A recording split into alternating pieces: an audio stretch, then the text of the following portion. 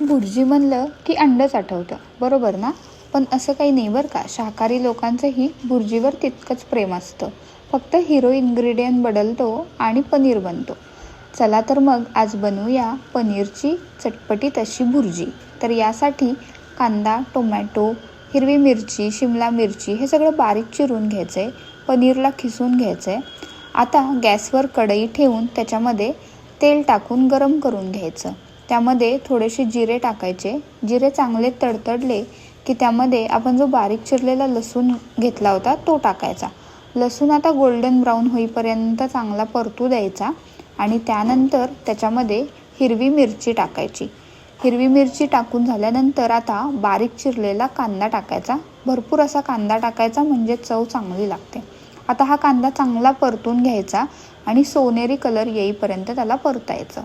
आता हे परतून झाल्यानंतर यामध्ये बारीक चिरलेली शिमला मिरची टाकायची आणि आता टर्न आहे सगळे मसाले टाकायचा. तर मसाल्यामध्ये हळद, त्यानंतर धने-जिरे पावडर, लाल घरचा मसाला आणि मीठ हे सगळं टाकून व्यवस्थित असं परतून घ्यायचं.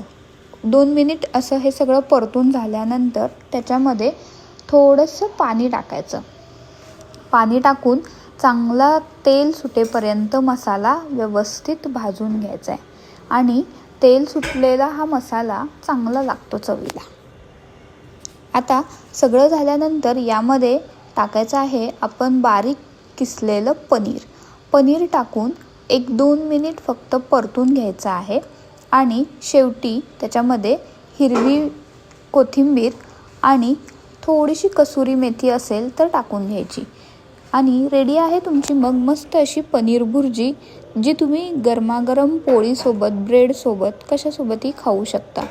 तर मला नक्की सांगा कशी वाटली ही रेसिपी. थँक्यू.